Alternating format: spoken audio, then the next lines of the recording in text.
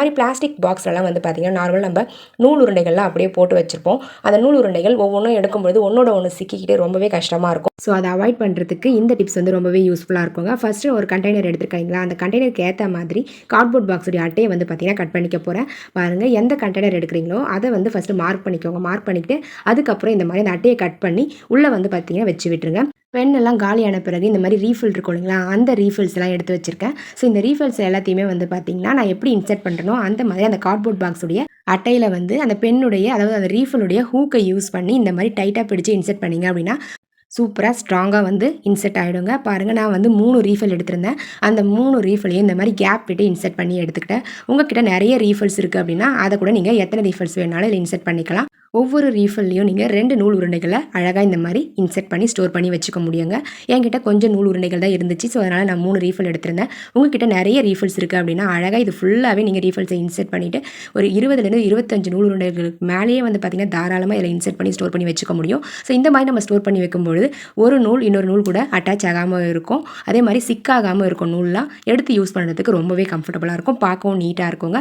தேவைப்படுறவங்க ட்ரை பண்ணி பாருங்கள். என்ன பார்க்க போகிறோம்னு பார்த்தீங்கன்னா இந்த மாதிரி பிளாஸ்டிக் கண்டெய்னர்ஸை எப்படி ரீயூஸ் பண்ணுறதுன்னு பார்க்க போகிறோம். ரெக்டாங்கிள் ஷேப்பில் இருக்கக்கூடிய பிளாஸ்டிக் கண்டெய்னர்ஸை நம்ம சூப்பராக வந்து ரீயூஸ் பண்ணிக்கலாங்க. ஃபஸ்ட்டு நம்ம ஒரு சைடில் மட்டும் 4 ஹோல்ஸ் வந்து போட்டு எடுத்துக்க போகிறோம். இப்போ நம்ம சப்ஸ்கிரைபர் எல்லாருக்குமே ஒரு பெரிய ஹாய் சொல்லிக்கலாங்க. கனகவள்ளி, அன்னபூரணி, சௌமியா, ஜனனி, மோகன், சல்மான், அஜிதா, இவங்க எல்லாருக்குமே ஒரு பெரிய ஹாய் சொல்லிக்கலாங்க ஃப்ரெண்ட்ஸ். ஓகே ஃப்ரெண்ட்ஸ், இப்போ நம்ம வீடியோக்குள்ளே போகலாம். பாருங்கள், கீழே வந்து 4 ஹோல்ஸ் போட்டுட்டேன். டாப்பில் ஆப்போசிட் சைடில் வந்து பார்த்திங்கன்னா நான் போட்ட மாதிரி 2 ஹோல்ஸ் வந்து குட்டி குட்டியாக போட்டுக்கோங்க. நம்ம 4 ஹோல்ஸ் போட்டோம் இல்லைங்களா, அதுக்கு டேரக்ட் ஆப்போசிட் சைடில் வந்து பார்த்திங்கன்னா இந்த மாதிரி ரெக்டாங்கிள் ஷேப்பில் கொஞ்சம் பெருசாக இருக்கிற மாதிரி ஒரு ஹோல்ஸ் வந்து ரெடி பண்ணணும். அதுக்கு கத்தியை ஹீட் பண்ணிவிட்டு கட் பண்ணிங்க அப்படின்னா இந்த மாதிரி கிடச்சிரும். இப்போ நம்ம சின்ன சின்னதாக ஹோல்ஸ் போட்டோம் இல்லைங்களா, அந்த ரெக்டாங்கிள் ஷேப்புக்கு கீழே அந்த சின்ன ஹோல்ஸில் ஒரு ஸ்ட்ராங்கான கயிறை எடுத்து உள்பக்கமாக இன்சர்ட் பண்ணி வெளிப்பக்கமாக எடுத்து நாட் போட்டு விட்டுருங்க ஃப்ரெண்ட்ஸ். ஸோ இது எதுக்குன்னு உங்களுக்கே தெரிஞ்சிருக்கும், ஹேங் பண்ணுறதுக்கு தாங்க. பாருங்கள், நான் வந்து கட்டி முடிச்சிட்டேன். அவ்வளோதாங்க ஃப்ரெண்ட்ஸ். இப்போ நம்ம இந்த ஆர்கனைசரை கொஞ்சம் டெக்கரேட் பண்ணுறதுக்காக பிளாக் கலர் பெயிண்ட் எடுத்திருக்கேன். ஸோ இந்த மாதிரி நம்ம பெயிண்ட் யூஸ் பண்ணும்போது ரொம்பவே கம்ஃபர்டபுளாக இருக்கும் டெக்கரேட் பண்ணுறதுக்கு. ஃபுல் அண்ட் ஃபுல் நம்ம அழகாக பெயிண்ட் பண்ணி எடுத்துக்கலாம். பாருங்கள், இந்த மாதிரி நீங்கள் பெயிண்ட் பண்ணுறதுக்கு கஷ்டமாக இருந்துச்சு அப்படின்னா ஸ்ப்ரே பெயிண்ட் கூட விற்குது. அந்த பெயிண்ட் வாங்கி நீங்கள் ஸ்ப்ரே பண்ணி எடுத்துக்கோங்க ஃப்ரெண்ட்ஸ். நான் வந்து பெயிண்ட் ப்ரஷ் யூஸ் பண்ணி தான் பெயிண்ட் பண்ணிக்கிறேன். ஃபுல்லாகவே வந்து பிளாக் கலர் வந்து கொடுத்துக்க போகிறேன். பாட்டமில், அதாவது இந்த பாக்ஸுடைய பாட்டமில் வந்து பார்த்திங்கன்னா நான் ஜஸ்ட் லைன்ஸ் மாதிரி ஸ்கொயர் ஷேப்பில் இருக்கிற மாதிரி போட்டு எடுத்துக்கிறேன். அப்படியே விட்டோம் அப்படின்னா எம்டியாக இருக்கும்ன்றதால நான் ஜஸ்ட் லைன்ஸ் மாதிரி போட்டு எடுத்துக்கிறேன். அவ்வளோதாங்க ஃப்ரெண்ட்ஸ், நம்மளுடைய சூப்பரான பாத்ரூம் ஆர்கனைசர் ரெடி ஆகிடுச்சு. இந்த ஆர்கனைசரை பாத்ரூமில் ஒரு ஸ்ட்ராங்கான ஹூக்கில் வந்து ஹேங் பண்ணிக்கோங்க.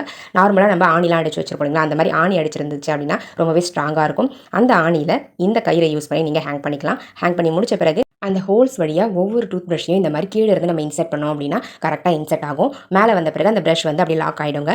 அதுக்கப்புறம் டாப்பில் வந்து ஒரு ரெக்டாங்கிள் ஹோல்ஸ் போடுறீங்களா, அது வழியாக பார்த்தீங்கன்னா பேஸ்ட்டை இன்சர்ட் பண்ணி நீங்கள் யூஸ் பண்ணிக்கலாம். அவ்வளோதாங்க ஃப்ரெண்ட்ஸ், நம்ம வேஸ்ட்டாக குப்பையில் தூக்கி போடக்கூடிய ஒரு பிளாஸ்டிக் கண்டெய்னரை யூஸ் பண்ணி சூப்பரான ஒரு ஆர்கனைசர் ரெடி பண்ணியாச்சுங்க. இந்த ஆர்கனைசர் உங்களுக்கு பிடிச்சிருந்தது அப்படின்னா மறக்காம இந்த வீடியோக்கு ஒரு லைக்கை தட்டி விட்டுருங்க. என்ன பார்க்க போகிறோம்னு பார்த்தீங்கன்னா இந்த மாதிரி குட்டி சைஸில் இருக்கக்கூடிய பிளாஸ்டிக் பாக்ஸை எப்படி யூஸ் பண்ணுறதுன்னு பார்க்கலாம். நம்ம யூஸ் பண்ணுறதுக்கு முன்னாடி அந்த பாக்ஸை நல்லா டைட்டாக க்ளோஸ் பண்ணி விட்டுட்டு இந்த மாதிரி மூடியில் வந்து பார்த்தீங்கன்னா சின்ன சின்னதாக ஹோல்ஸ் வந்து போட்டு எடுத்துக்கோங்க ஃப்ரெண்ட்ஸ். பின்னை வந்து கேஸ் ஸ்டவ்வில் நம்ம ஹீட் பண்ணிட்டு போட்டோம் அப்படின்னா ஈஸியாக வேலை முடிஞ்சிடும். ஜஸ்ட் பின்னு தான் யூஸ் பண்ணணும். பெரிய பெரிய சிசர்லாம் யூஸ் பண்ணாதீங்க ஹோல்ஸ் போடுறதுக்கு.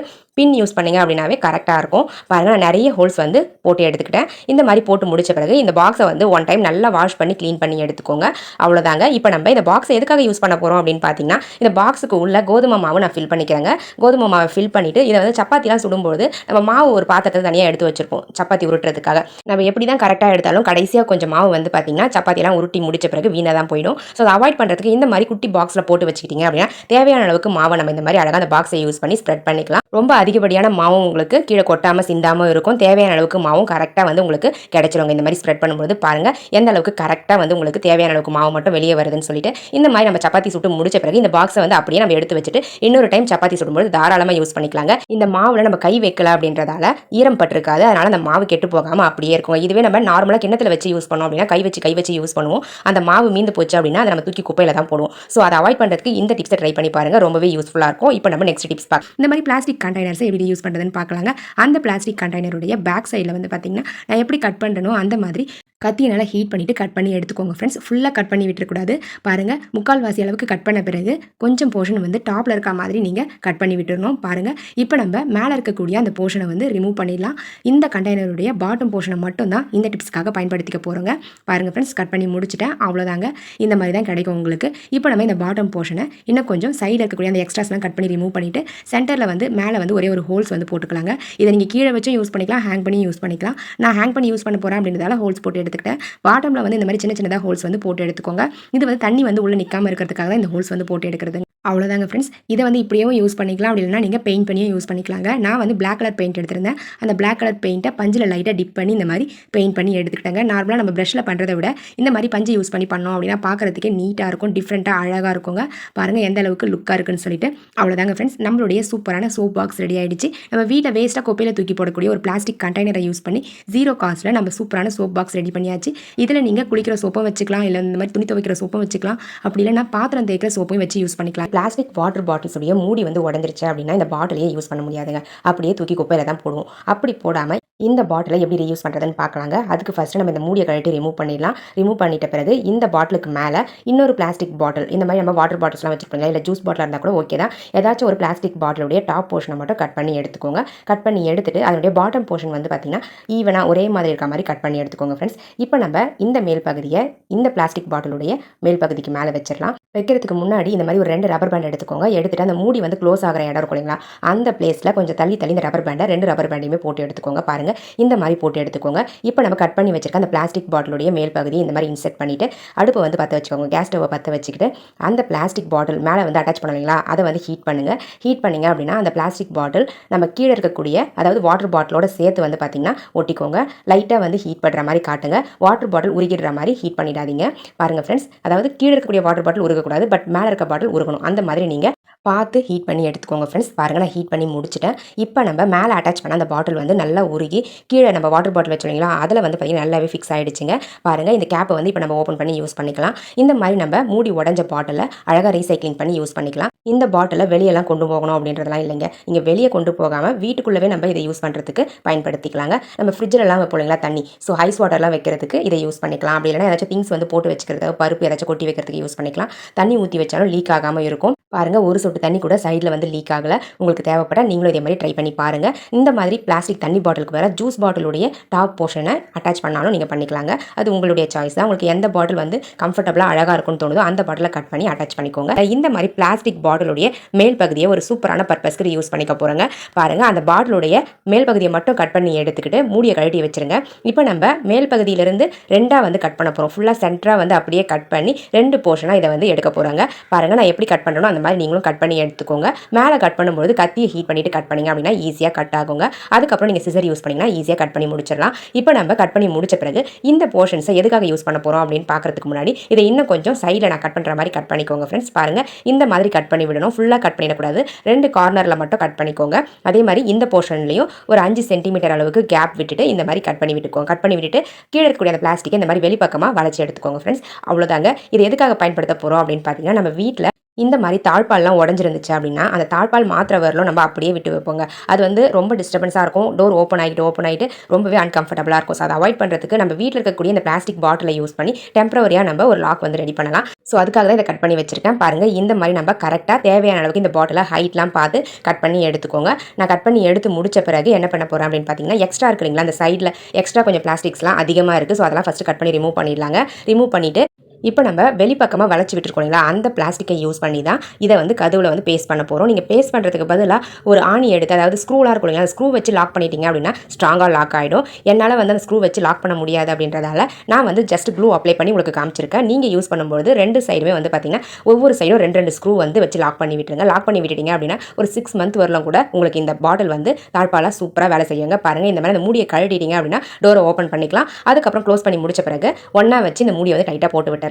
நீங்கள் ஸ்க்ரூ யூஸ் பண்ணீங்க அப்படின்னா அந்த பிளாஸ்டிக் பாட்டில் பிரிஞ்சு வரவே வராதுங்க. ரொம்ப ஸ்ட்ராங்காக இருக்கும். ட்ரை பண்ணி பாருங்கள். ரொம்பவே யூஸ்ஃபுல்லாக இருந்திருக்கும்னு நினைக்கிற அந்த டிப்ஸ் தேவைப்படுறவங்க ட்ரை பண்ணி பாருங்கள். இந்த மாதிரி ஐஸ்கிரீம் பாக்ஸ் எப்படி யூஸ் பண்ணுறதுன்னு பார்க்கலாம்.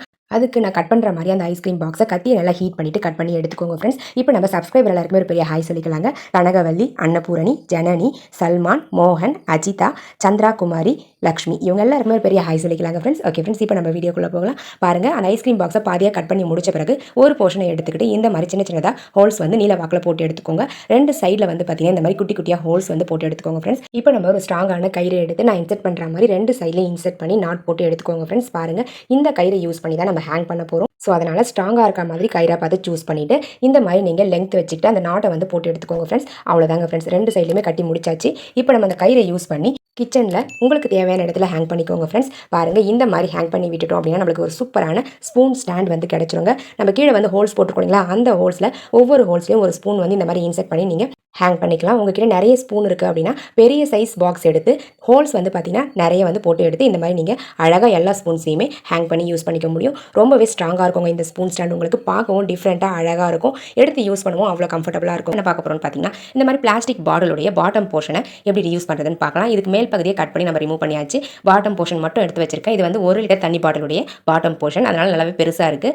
இப்போ நம்ம இதுக்கு மேலே டெக்கரேட் பண்ணுறதுக்காக ஒரு பேக், அதாவது கிஃப்ட் பேக் தான் எடுத்திருக்கேன். இதுக்கு மேலே நீங்கள் டெக்கரேட் பண்ணாமல் கூட யூஸ் பண்ணிக்கலாம். உங்களுக்கு தேவைப்பட டெக்கரேட் பண்ணி யூஸ் பண்ணிக்கோங்க. நான் கொஞ்சம் பார்க்க நீட்டாக இருக்கும் அப்படின்றதுக்காக அந்த கிஃப்ட் பேக்கை கட் பண்ணி எடுத்திருக்கேன். ஸோ இந்த பாட்டிலுக்கு தேவையான அளவுக்கு அந்த கிஃப்ட் பேக்கை கட் பண்ணிவிட்டு க்ளூ அப்ளை பண்ணி இந்த பாட்டிலை சுற்றி வந்து பார்த்திங்கன்னா நம்ம ஒட்டி எடுத்துக்கலாங்க ஃப்ரெண்ட்ஸ். இதுக்கு தனியாக நம்ம கிஃப்ட் ராப்பர்லாம் வாங்க வேண்டிய அவசியம் இல்லைங்க. இந்த மாதிரி நம்ம வேஸ்ட்டாக இருக்கக்கூடிய அழகான கிஃப்ட் பேக்ஸ் எல்லாம் எடுத்து கிஃப்ட் ராப்பருக்கு பதிலாக நம்ம யூஸ் பண்ணிக்க முடியுங்க. பாருங்கள், நான் கட் பண்ணி முடிச்சுட்டேன். இப்போ நம்ம ஹாட் க்ளூ யூஸ் பண்ணி அழகாக கட் பண்ணி வச்சிருக்க அந்த பேப்பர்ஸ், அதாவது அந்த பேக்கை வந்து இதுக்கு மேலே வந்து ஒட்டி எடுத்துக்கலாங்க. பாருங்கள், இந்த மாதிரி ஒட்டின பிறகு நம்மளுக்கு பார்க்குறதுக்கே கொஞ்சம் நீட்டாக இருக்கும், அழகாகவும் இருக்குங்க. அவ்வளோதாங்க ஃப்ரெண்ட்ஸ். நான் வந்து அழகாக சுற்றி அந்த பாட்டிலை கவர் பண்ணுற மாதிரி ஒட்டி எடுத்துக்கிட்டேன். டாப்பில் வந்து பார்த்திங்கன்னா கொஞ்சம் ஒரு 2 சென்டிமீட்டர் அந்த பேக் எக்ஸ்ட்ரா இருக்க மாதிரி தான் கட் பண்ணியிருந்தேன். ஸோ இப்போ நம்ம அந்த எக்ஸ்ட்ரா இருக்கக்கூடிய அந்த பேக்ஸை உள்பக்கமாக வந்து ஃபோல்ட் பண்ணி விட்டுடலாம். உங்களுக்கு தேவையில்லை அப்படின்னா அப்படியே கூட நீங்கள் கரெக்டாக இருக்க மாதிரி கட் பண்ணி ஒட்டி எடுத்துக்கலாங்க. பாருங்கள் ஃப்ரெண்ட்ஸ், இதுக்கு உள்ளே வந்து பார்த்திங்கன்னா நம்ம ஒரு பொருள் வைக்க போகிறோம். அதுக்கு முன்னாடி சைடில் இந்த மாதிரி பிளாஸ்டிக் பாட்டிலுடைய மூடி 2 எடுத்து சைடில் ஆப்போசிட் சைடில் வந்து க்ளூ அப்ளை பண்ணி ஒட்டி எடுத்துக்கோங்க ஃப்ரெண்ட்ஸ். பிளாஸ்டிக் கவர்ஸ், சின்ன சின்ன கவர்ஸ் இருக்கும் இல்லைங்களா, அந்த கவர்ஸை ஒரே ஒரு கவர் எடுத்து கைப்பிடியை வெளியே பிடிச்சிக்கிட்டு மேலே இருந்து கீழே வந்து தள்ளி விட்டுருங்க. கை வச்சு தள்ளி விட்டுட்டு கைப்பிடிகளை அந்த பிளாஸ்டிக் மூடியில் வந்து பிடிச்சிருக்க மாதிரி அட்டாச் பண்ணி விட்டுருங்க ஃப்ரெண்ட்ஸ். பாருங்கள், இந்த மாதிரி வச்சு விட்டுறணும். அவ்வளோதாங்க. இந்த மாதிரி ரெடி பண்ணிவிட்டு நீங்கள் அழகாக இதை டஸ்ட்பினாக யூஸ் பண்ணிக்கலாம். குழந்தைங்க வீட்டில் வந்து பார்த்திங்கன்னா நிறைய குப்பை போட்டுக்கிட்டே இருப்பாங்க. அந்த குப்பைகள்லாம் இந்த மாதிரி நம்ம டஸ்ட்பின் ரெடி பண்ணி கொடுத்தோம்னா அதுக்குள்ளே அழகாக போட்டுருவாங்க. டஸ்ட்பினுக்கு எதுக்கு டெக்கரேஷன் அப்படின்னு கேட்குறீங்களா? டஸ்ட்பினுக்கு டெக்கரேஷன் பண்ண வேண்டிய அவசியம் இல்லை தான். இதை வந்து நான் குழந்தைங்க கிட்ட யூஸ் பண்ணுறதுக்கு கொடுக்க போகிறேன். ஸோ அதனால் உங்களுக்கு பார்க்குறதுக்கு கொஞ்சம் அட்ராக்டிவாக இருக்கணும் இல்லைங்களா, அதனால தான் இந்த மாதிரி டெக்கரேட் பண்ணியிருக்கேன். இந்த மாதிரி கோல்கேட் பேஸ்ட்லாம் வாங்கினா பாக்ஸ் இருக்கும் இல்லைங்களா, அந்த பாக்ஸை நம்ம பேஸ்ட் எடுத்துகிட்டு தூக்கி போட்டுருவோம். அப்படி தூக்கி போடாமல் இந்த பாக்ஸுடைய மேல் பகுதியை கட் பண்ணி ரிமூவ் பண்ணிவிட்டு அந்த பாக்ஸுக்கு ஏற்ற மாதிரி ஒரு கிஃப்ட் ராப்பரை கட் பண்ணி எடுத்துக்கோங்க. கட் பண்ணி எடுத்துகிட்டு நம்ம கட் பண்ணியிருக்க கிஃப்ட் ராப்பரை அந்த கோல்கேட் பாக்ஸுக்கு மேலே அழகாக ஒட்டி விட்டுடலாங்க. இப்போ நம்ம சப்ஸ்கிரைபர் எல்லாருக்குமே ஒரு பெரிய ஹாய் சொல்லிக்கலாங்க. ஸ்ரீ நவன்யா, சித்திகா டிராயிங், அன்னபூரணி, கனகவள்ளி, சௌமியா, மோகன், இவங்க எல்லாருக்குமே ஒரு பெரிய ஹாய் சொல்லிக்கலாங்க ஃப்ரெண்ட்ஸ். ஓகே ஃப்ரெண்ட்ஸ், இப்போ நம்ம வீடியோக்குள்ளே போகலாம். பாருங்கள், நான் கட் பண்ணி முடிச்சுட்டு ஃபெவிகால் அப்ளை பண்ணி ஃபுல்லாக வந்து ஒட்டி முடிச்சுட்டேன். இந்த மாதிரி ஃபுல்லாகவே ஒட்டி முடிச்ச பிறகு டாப்பில் வந்து இந்த மாதிரி சின்ன சின்ன கட் போட்டு விட்டுட்டு அதுக்கப்புறம் உள்பக்கமாக மடித்து வந்து பார்த்திங்கன்னா ஒரு 1 சென்டிமீட்டர் கேப் இருக்க மாதிரி அழகாக மடித்து ஒட்டி விட்டீங்க அப்படின்னா பார்க்குறதுக்கு நீட்டாக இருக்குங்க. பாருங்கள் ஃப்ரெண்ட்ஸ், இந்த மாதிரி அழகாக ஒரு ஃபிங்கர் யூஸ் பண்ணி ஈஸியாக நம்ம ஒட்டி முடிச்சிடலாம். உங்ககிட்ட சின்ன பாக்ஸ் இல்லை அப்படின்னா நீங்கள் கோல்கேட் பாக்ஸ் பெருசு இருக்குங்களா, அதையுமே இந்த பர்பஸ்க்கு யூஸ் பண்ணிக்கலாம். நீங்கள் அதை பாதியாக கட் பண்ணிட்டும் யூஸ் பண்ணலாம், இல்லை அப்படியே வேணா கூட யூஸ் பண்ணிக்கலாங்க. பாட்டம்லேயும் வந்து நான் கிஃப்ட் ராப்பர் கட் பண்ணி அழகாக ஒட்டி விட்டுறாங்க. ஃபுல்லாக எல்லா பக்கங்களையும் நம்ம கட் பண்ணி ஒட்டியாச்சு. இப்போ நம்மளுக்கு பார்க்குறதுக்கே வந்து பார்த்திங்கன்னா நீட்டாக இருக்குங்க. அவ்வளோதாங்க ஃப்ரெண்ட்ஸ், முடிஞ்சது. பாருங்கள் எவ்வளோ நீட்டாக இருக்குது அப்படின்னு சொல்லிட்டு இந்த மாதிரி ஒட்டி முடிச்ச பிறகு நல்லா ஆற வச்சு எடுத்துருங்க ஃபேன் காற்றுல. அடுத்தது நான் வந்து டபுள் சைட் டேப் எடுத்திருக்கேன். இந்த டபுள் சைட் டேப்பை வந்து பார்த்திங்கன்னா இந்த பாக்ஸுடைய ஒரு சைடில் மட்டும் ஒட்டி விட்டுக்கோங்க. இது டபுள் சைட் டேப் தான். எதுக்காக ஃபெவிகால் அப்ளை பண்ணுறேன்னு கேட்குறீங்களா? இது வந்து லாஸ்ட் டேப்புங்க, லாஸ்ட் ரோல் அப்படின்றதால ஒரு சைடு தாங்க ஓட்டும். ஸோ அதனால தான் நான் வந்து ஃபெவிகால் அப்ளை பண்ணி ஒட்டி எடுத்துக்கிட்டேன். இப்போ நம்ம டபுள் சைட் டேப்போட இன்னொரு சைடில் இருக்கக்கூடிய ஸ்டிக்கர்ஸை ரிமூவ் பண்ணிவிட்டு அழகாக பீரோ கண்ணாடி பக்கத்தில் இந்த மாதிரி ஒட்டி விட்டுட்டிங்க அப்படின்னா சீப்பு வச்சு நம்ம யூஸ் பண்ணிக்கலாங்க. நம்ம சீப்பு வந்து தலை வரும்போது அடிக்கடி தேடிக்கிட்டே இருப்போம், குழந்தைங்க எங்கேயாச்சும் தூக்கி போட்டுருவாங்க. ஸோ இந்த மாதிரி நம்ம அழகாக ஒரு ஆர்கனைசர் ரெடி பண்ணி அது உள்ள போட்டு வச்சுக்கிட்டோம் அப்படின்னா நம்ம கண்ணாடி பக்கத்துலேயே சீப்பு இருக்கிறதால மிஸ் ஆகாது. என்ன பார்க்க போகிறோம்னு பார்த்தீங்கன்னா ஒரு சூப்பரான பியூட்டி டிப்ஸ் தாங்க பார்க்க போகிறோம். அதுக்கு 1 ஸ்பூன் தயிர், கொஞ்சமாக மஞ்சள் தூள், 1 ஸ்பூன் அளவுக்கு அரிசி மாவு, இது எல்லாத்தையுமே வந்து பார்த்திங்கன்னா ஒரு ஸ்பூன் வச்சு நல்லா மிக்ஸ் பண்ணிக்கோங்க. நல்லா வந்து தண்ணி விட்டு கொஞ்சமாக பேஸ்ட் மாதிரி வந்து பார்த்திங்கன்னா மிக்ஸ் பண்ணி எடுத்துக்கோங்க. உங்களுக்கு குவான்டிட்டி அதிகமாக வேணும்னா அதுக்கேற்ற மாதிரி தயிரையும் ரைஸ் ஃப்ளோரையும் இன்க்ரீஸ் பண்ணிக்கோங்க ஃப்ரெண்ட்ஸ். பாருங்கள், நான் ரெடி பண்ணிவிட்டு நல்லா மிக்ஸ் பண்ணி எடுத்தாச்சு. பாருங்கள், இந்த மாதிரி தாங்க இருக்கணும். இதை வந்து அழகாக நம்ம ஃபேஸில் அப்ளை பண்ணிவிட்டு ஒரு 15 மினிட்ஸ் அப்படியே விட்டுறணுங்க. நான் வந்து ஹேண்டில் வந்து அப்ளை பண்ணி காமிக்கிறேன் உங்களுக்கு. பாருங்கள் ஃப்ரெண்ட்ஸ், இந்த மாதிரி நீங்கள் அழகாக ஃபேஸில் வந்து அப்ளை பண்ணிக்கணுங்க. ஃபுல்லாக எல்லா இடத்தையும் கவர் பண்ணுற மாதிரி ஃபேஸில் அப்ளை பண்ணிவிட்டு ஒரு 10லேருந்து 15 மினிட்ஸ் வந்து அப்படியே விட்டுறணும். நல்லா வந்து நம்ம சேர்த்துருக்க பொருட்கள் எல்லாமே நம்ம ஃபேஸ் வந்து க்ளோ ஆகிறதுக்கு ரொம்பவே உதவியாக இருக்கும். இந்த ஃபேஸ் பேக்கில் நம்ம ரைஸ் ஃப்ளோர் ஆட் பண்ணியிருக்கிறதால நம்ம ஃபேஸில் இருக்கக்கூடிய அழுக்கு எல்லாமே வந்து பார்த்திங்கன்னா க்ளீனாக ரிமூவ் ஆகிடும். நல்ல பிரைட்னஸ் வந்து உங்களுக்கு கொடுக்குங்க. பாருங்கள் ஃப்ரெண்ட்ஸ், நான் வந்து அப்ளை பண்ணி முடிச்சுட்டேன். இந்த மாதிரி அப்ளை பண்ணி முடிச்ச பிறகு உடனே வாஷ் பண்ணக்கூடாதுங்க. ஒரு 10லேருந்து 15 நிமிஷம் அப்படியே விட்டுருங்க. அப்படியே விட்டுட்டு அதுக்கப்புறம் வாஷ் பண்ணி எடுத்துக்கோங்க. பாருங்கள், நான் வாஷ் பண்ணி முடிச்ச பிறகு உங்களுக்கு காமிக்கிறேன். அவ்வளோதாங்க ஃப்ரெண்ட்ஸ், இப்போ நம்மளுக்கு ரிசல்ட் வந்து சூப்பராக வந்து கிடச்சிருக்கு. டக்குன்னு இன்ஸ்டண்ட்டாக நம்ம வீட்டில் ஃபேஸ் பேக் ரெடி பண்ணி நம்ம யூஸ் பண்ணிக்கலாங்க. பாருங்கள், ஒரு ஃபங்க்ஷனுக்கு போகிறோம் அப்படின்னா அதுக்காக காசு கொடுத்து ஃபேஸ் பேக் வாங்கி போகணுன்றது இல்லைங்க. நம்ம வீட்டில் இருக்கக்கூடிய பொருட்களை வச்சு கூட சூப்பராக ஃபேஸ் பேக் ரெடி பண்ணி ஜஸ்ட் 15 மினிட்ஸில் அழகாக நம்ம ஃபேஸை வந்து க்ளோ ஆக்கி என்ன பார்க்க போகிறோம்னு பார்த்தீங்கன்னா எல்லாருக்குமே யூஸ்ஃபுல்லாக இருக்கக்கூடிய ஒரு சூப்பரான டிப்ஸ் தாங்க. நம்ம என்ன தான் தோசை வந்து நல்லா ஊற்றினாலும் சம்டைம்ஸ் அந்த தோசை கல்லிருந்து பிரித்து எடுக்கிறதுக்குள்ள நம்மளுக்கு போதும் ஆகிடும். ஸோ வரவே வராது. அந்த மாதிரியான சிச்சுவேஷன்ஸில் இந்த டிப்ஸை ட்ரை பண்ணி பாருங்கள். ஒரு பிளேட்டில் தண்ணி விட்டுட்டு அதில் நீங்கள் இந்த தோசை கரண்டியை நினச்சிட்டு அதுக்கப்புறம் உடனே தோசை எடுத்தீங்க அப்படின்னா சூப்பராக ஈஸியாக தோசை கல்லில் ஒட்டாமல் தோசை வந்துருங்க. எப்போச்சும் உங்களுக்கு தோசை இந்த மாதிரி வராமல் அடம் பிடிச்சது அப்படின்னா இந்த மாதிரி தோசை கரண்டியை தண்ணியில் நினச்சிட்டு அதுக்கப்புறம் தோசையை எடுத்து பாருங்கள் ஃப்ரெண்ட்ஸ். தோசை வந்து தோசைக்கல்லில் ஒட்டாமல் பர்ஃபெக்டாக வருங்க. ட்ரை பண்ணி பாருங்கள். ட்ரை பண்ணி பார்த்துட்டு ரிசல்ட் எப்படி இருந்தது அப்படின்றத கமெண்ட் செக்ஷனில் மறக்காமல் கமெண்ட் பண்ணுங்கள். என்ன பார்க்க போகிறோன்னு பார்த்தீங்கன்னா, இந்த மாதிரி நம்ம சாதம்லாம் வடித்தோம் அப்படின்னா அந்த கஞ்சி தண்ணியை வந்து தூக்கி கீழே தான் ஊற்றிடுவோம். அப்படி கீழே ஊற்றாமல் அந்த கஞ்சி தண்ணியவே வந்து பார்த்தீங்கன்னா ஒரு சூப்பரான பர்பஸ்க்கு நம்ம யூஸ் பண்ணிக்கலாங்க. நம்ம கிச்சனில் யூஸ் பண்ணக்கூடிய அந்த கிச்சன் டவல்ஸ்லாம் வந்து பார்த்தீங்கன்னா நம்ம அடுப்பு, கேஸ் ஸ்டவ், கிச்சன் மேடை இது எல்லாத்தையுமே தொடச்சி அந்த கிச்சன் டவலே பிசுன்னு இருக்குங்க. நம்ம என்ன தான் சோப்பு போட்டு வாஷ் பண்ணாலும் கையும் பிசுன்னு ஆகிடும். அந்த கிச்சன் டவல் இருக்கக்கூடிய அந்த பிசு தன்மையும் போகவே போகாது. இந்த மாதிரி நீங்கள் சாதம் வடித்த தண்ணியில் தண்ணி சூடாக இருக்கும்போதே அந்த கிச்சன் டவலை உள்ளே போட்டு நல்லா முழுகிற மாதிரி அழகாக வந்து அமுக்கி ஊற வச்சுருங்க. ஊற வச்சுட்டு ஒரு அரை மணி நேரம் கழிச்சு சோப்பெலாம் யூஸ் பண்ண வேண்டியதே இல்லைங்க. நீங்கள் கையிலேயே வந்து கசக்கி எடுத்திங்கன்னா போதும், எல்லா அழுக்குமே ரிமூவ் ஆகிடும். அதே மாதிரி கையும் பிசுன்னு ஆகாது, துணியில் இருக்கக்கூடிய பிசு தன்மையும் போயிடுங்க. பாருங்கள், நான் க்ளீன் பண்ணி காட்டுறேன் உங்களுக்கு. நான் சோப்பெலாம் எதுவுமே யூஸ் பண்ணல, ஜஸ்ட் கையில் தான் வாஷ் பண்ணுறேன். ஸோ உங்களுக்கு சோப்பும் மிச்சம், கையெல்லாம் பிசுன்னு ஆகாமல் துணியும் வந்து சூப்பராக நம்ம வாஷ் பண்ணி எடுத்துக்கலாம். பாருங்கள் ஃப்ரெண்ட்ஸ், இந்த மெத்தடில் வாஷ் பண்ணும்போது ஒரு 2 டைம்ஸ் தண்ணியில் வந்து இந்த துணியை நல்லா வாஷ் பண்ணி எடுத்துக்கோங்க. ஏன்னா கஞ்சி தண்ணியில் வாஷ் பண்ணணுங்களா, முடன் இல்லாமல் இருக்கணுன்றதுக்காக ஒரு 2 முறை நல்ல தண்ணியில் வாஷ் பண்ணி எடுத்துக்கிறேன். அவ்வளோதாங்க ஃப்ரெண்ட்ஸ். ஈஸியாக வந்து கிச்சன் டவல்ஸை கையெல்லாம் பிசுன்னு ஆகாமல் க்ளீன் பண்ணி முடிச்சாச்சு. இந்த கிளாத்தையும் பாருங்கள், டவல் எந்த அளவுக்கு க்ளீனாக இருக்குன்னு சொல்லிட்டு கொஞ்சம் கூட பிசு தன்மை இல்லவே இல்லைங்க. நீங்களும் உங்களுக்கு தேவைப்பட ட்ரை பண்ணி பாருங்கள். உங்களுடைய கிச்சன் டவல்ஸ் ரொம்ப பிசுன்னு இருந்துச்சு அப்படின்னா சோப்புலாம் போடுறத விட இந்த டிப்ஸை ட்ரை பண்ணி பாருங்கள். ரிசல்ட் வந்து ரொம்பவே சூப்பராக இருக்கும். ட்ரை பண்ணி பார்த்துட்டு சொல்லுங்கள் ஃப்ரெண்ட்ஸ். நான் பார்க்க போகிறோன்னு பார்த்தீங்கன்னா, இந்த மாதிரி உப்பு காரை படிஞ்சிருக்கக்கூடிய டேப்பை வந்து எப்படி க்ளீன் பண்ணுறதுன்னு பார்க்கலாங்க. அதுக்கு வந்து 2 பொருள் தான் எடுக்க போகிறோம். ஒன்று வந்து கல் உப்பு, 1 ஸ்பூன் அளவுக்கு கல் உப்பும் கொஞ்சமாக கோல்கேட் பேஸ்ட்டும் வந்து ஆட் பண்ணிக்கோங்க. இதில் தண்ணி எதுவும் ஆட் பண்ணாதீங்க. இந்த 2 பொருள் மட்டும் போதும். இது கூட ஸ்டீல் ஸ்க்ரப்பர் எடுத்துக்கோங்க. அந்த ஸ்க்ரப்பர் யூஸ் பண்ணிங்க அப்படின்னா தான் ஈஸியாக இருக்கும் க்ளீன் பண்ணுறதுக்கு உங்களுக்கு. பாருங்கள், இந்த ஸ்க்ரப்பரில் அந்த பேஸ்ட்டையும் அந்த கல் உப்பையும் நல்லா வந்து தேய்ச்சி எடுத்துக்கோங்க. இந்த மாதிரி நல்லா மிக்ஸ் பண்ணிவிட்டு எடுத்துக்கோங்க. எடுத்துகிட்டு நம்ம எந்த டேப்பை க்ளீன் பண்ண போகிறோமோ அந்த டேப் ஃபுல்லாக வந்து அப்ளை பண்ணி விட்டுருங்க. நல்லா எல்லா இடத்துலையும் படுற மாதிரி அப்ளை பண்ணி விட்டுட்டு ஒரு 10 நிமிஷம் அப்படியே விட்டுருங்க. 10 நிமிஷம் விட்டுட்டு அதுக்கப்புறம் நீங்கள் க்ளீன் பண்ணி எடுக்கலாம். ஃபஸ்ட்டு நம்ம அப்ளை பண்ணி விட்டுட்டு ஒரு 10 நிமிஷம் கழித்து டேரெக்டாக வந்து ஸ்க்ரப்பர் வச்சு க்ளீன் பண்ணாதீங்க. ஒரு நைஃப் வச்சு இதுக்கு மேலே இருக்கக்கூடிய அந்த உப்பு கரெல்லாம் படிஞ்சிருக்கீங்களா, அந்த துருலாம், அது எல்லாத்தையுமே ஃபஸ்ட்டு ரிமூவ் பண்ணிடலாங்க. அப்போ தான் வந்து உங்களுக்கு க்ளீனாக இருக்கும் பார்க்குறதுக்கு. எல்லாமே வந்து பார்த்திங்கன்னா ஈஸியாக ரிமூவ் ஆகுங்க. நம்ம ஸ்க்ரப்பரில் மட்டும் தேய்ச்சா எல்லா கரைகளும் போகாது. பாருங்கள், நான் எல்லா கரைகளையும் அழகாக அந்த கத்தியை வச்சு தேய்ச்சி எடுத்துக்கிறேன். இது ரொம்ப நாள் வந்து பார்த்திங்கன்னா அப்படியே இருந்ததால் ரொம்ப வந்து அந்த உப்பு கரை படிஞ்சு போய் இருந்துச்சு. நிறைய துருப்பிடிச்சு போயும் இருக்குது இந்த டேப்பு. ஸோ அதனால் நம்ம கத்தியை வச்சு க்ளீன் பண்ணி எடுத்துக்கிறோம். உங்கள் வீட்டில் நார்மலாக வந்து உப்பு கரை படிஞ்சிருக்கு அப்படின்னா நீங்கள் இந்த கத்தியெல்லாம் யூஸ் பண்ண வேண்டியதில்லை. ஜஸ்ட் ஸ்க்ரப்பர் மட்டும் வச்சு நீங்கள் தேய்ச்சி எடுத்துகிட்டா போதும். அவ்வளோதாங்க ஃப்ரெண்ட்ஸ். இப்போ நம்ம அந்த உப்பையும் பேஸ்ட்டையும் வச்சு ஸ்க்ரப்பர் யூஸ் பண்ணி தேய்ச்சி எடுத்துடலாம். இதுக்கு பக்கத்தில் இருக்கக்கூடிய டேப்பை பார்த்தாவே தெரியும் உங்களுக்கு இந்த டேப் வந்து எந்த அளவுக்கு அழுக்காக இருந்திருக்கு அப்படின்றது. நான் உங்களுக்கு ஒரு டேப் மட்டும் ஃபஸ்ட்டு க்ளீன் பண்ணி காமிக்கிறேன். ஸோ அப்போ தான் வந்து டிஃப்ரெண்ட் வந்து உங்களுக்கு நல்லாவே தெரியும். பாருங்கள், நான் க்ளீன் பண்ணி முடிச்சுட்டேன். இப்போ நம்ம நார்மல் வாட்டர் வந்து அப்ளை பண்ணி வாஷ் பண்ணி எடுத்துக்கலாங்க. பாருங்கள் ஃப்ரெண்ட்ஸ், வாஷ் பண்ணும்போதே உங்களுக்கு நல்லா தெரியுது ரிசல்ட்டு. ஸோ எந்த அளவுக்கு பிரைட்டாக வந்து ரிசல்ட் கிடச்சிருக்குன்னு பாருங்கள். உங்கள் டேப்பில் லைட்டாக வந்து உப்பு கரை படிஞ்சிருக்கு அப்படின்னா இந்த டிப்ஸ் ரொம்பவே யூஸ்ஃபுல்லாக இருக்கும். ரிசல்ட்டும் வந்து பார்த்திங்கன்னா சூப்பராக இருக்குங்க. எந்த அளவுக்கு அழுக்காக இருந்த டேப் வந்து எந்த அளவுக்கு பிரைட்டாக மாறி இருக்குது அப்படின்றது பக்கத்தில் இருக்கக்கூடிய டேப்பை பார்த்தாவே உங்களுக்கு வித்தியாசம் தெரியுங்க. நீங்களும் உங்களுக்கு தேவைப்பட ட்ரை பண்ணி பாருங்கள். ட்ரை பண்ணி பார்த்துட்டு ரிசல்ட் எப்படி இருந்தது அப்படின்றத கமெண்ட் செக்ஷனில் மறக்காமல் கமெண்ட் பண்ணுங்கள் ஃப்ரெண்ட்ஸ். ஓகே ஃப்ரெண்ட்ஸ், என்னுடைய ஐடியாஸ்லாம் உங்களுக்கு பிடிச்சிருந்தது அப்படின்னா மறக்காம இந்த வீடியோக்கு ஒரு லைக் தட்டி விட்டு என்ன பார்க்க போகிறோன்னு பார்த்தீங்கன்னா, இந்த மாதிரி துணி காய வைக்கிற கிளிப் எடுத்துருக்கேன். அந்த கிளிப்பில் கொஞ்சமாக டபுள் சைட் டேப் கட் பண்ணி ஒரு சைடில் மட்டும் ஒட்டி எடுத்துக்கிறேங்க. இப்போ நம்ம ஸ்டிக்கரை ரிமூவ் பண்ணிவிட்டு டோருடைய பேக் சைடில் நீங்கள் டோர் வந்து லாக் பண்ணும்போது செவுத்தில் பட்டு இந்த மாதிரி அந்த சுண்ணாம்பு எல்லாமே பிரிஞ்சு வந்துருங்க. ஸோ அந்த மாதிரியான இடம் எதுவோ அந்த இடத்துல இந்த கிளிப்பை வந்து அந்த டபுள் சைட் டேப்பை யூஸ் பண்ணி ஒட்டி எடுத்துக்கோங்க. எனக்கு வந்து பார்த்தீங்கன்னா கீழே அந்த தாழ்பால் இருக்கிற இடத்துலையும் மேலே அந்த கைப்பிடி இருக்கிற இடத்துல தான் வந்து டோர் வாலில் வந்து அடிக்கடி படுது.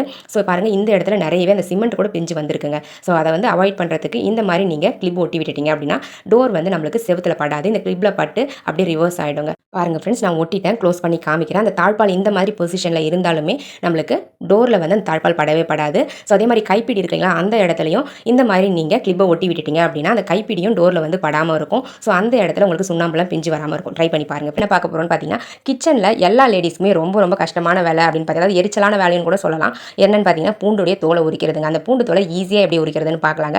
வெஜிடபிள்ஸ்லாம் கட் பண்ணுறதுக்கு முன்னாடி ஃபஸ்ட்டு எடுத்த உடனே கொஞ்சம் ஹாட் வாட்டர் வச்சுருங்க. வச்சுட்டு அதில் வந்து தேவையான அளவுக்கு பூண்டு பல்ல இந்த மாதிரி ஆட் பண்ணிக்கோங்க. ஆட் பண்ணிவிட்டு அப்படியே வச்சுருங்க. ஒரு 1/2 மணி நேரம் வச்சுருங்க. 1/2 மணி நேரம்ன்றதில்ல, நீங்கள் வெஜிடபிள்ஸ்லாம் கட் பண்ணி முடிச்ச பிறகு கடைசியாக இந்த பூண்டை நீங்கள் உரிக்க ஆரம்பிச்சிடலாம். உரிச்சிங்க அப்படின்னா அதனுடைய தோல் வந்து பார்த்தீங்கன்னா ஈஸியாக ரிமூவ் ஆகிடும். நம்ம நார்மலாக அப்படியே வந்து உரிக்கும்போது நகை கண்லாம் வந்து பார்த்தீங்கன்னா ரொம்பவே வலிக்க ஆரம்பிச்சிருங்க. இந்த டிப்ஸை ட்ரை பண்ணிங்க அப்படின்னா ஈஸியாக சட்டுன்னு நம்ம கை வலிக்காமல் நகை கண்லாம் வலிக்காமல் க்ளீன் பண்ணி முடிச்சுக்கலாங்க. நீங்கள் நிறைய குவான்டிட்டியில் பூண்டு உரிக்க போகிறீங்க அப்படின்னா இந்த டிப்ஸ் உங்களுக்கு ரொம்பவே யூஸ்ஃபுல்லாக இருக்கும். நார்மலாக வீட்டில் லேடிஸ் யூஸ் பண்ண போகிறீங்க அப்படின்னு வீக்லி ஒன்ஸ் இந்த மாதிரி உரிச்சிட்டு ஒரு பிளாஸ்டிக் கண்டெய்னரில் போட்டு நல்லா வந்து ஏர்டைட் கண்டெய்னராக இருக்கணும். அதில் போட்டு நீங்கள் ஸ்டோர் பண்ணி ஃப்ரிட்ஜில் வச்சிடலாம். வச்சிட்டிங்க அப்படின்னா நம்மளுக்கு எப்போ தேவைப்படுதோ அப்போ எடுத்து நம்ம யூஸ் பண்ணிக்கலாங்க ஃப்ரெண்ட்ஸ். ரொம்ப யூஸ்ஃபுல்லாக இருக்கும்னு நினைக்கிறேன். தேவைப்படுறவங்க ட்ரை பண்ணி பாருங்கள் ஃப்ரெண்ட்ஸ்.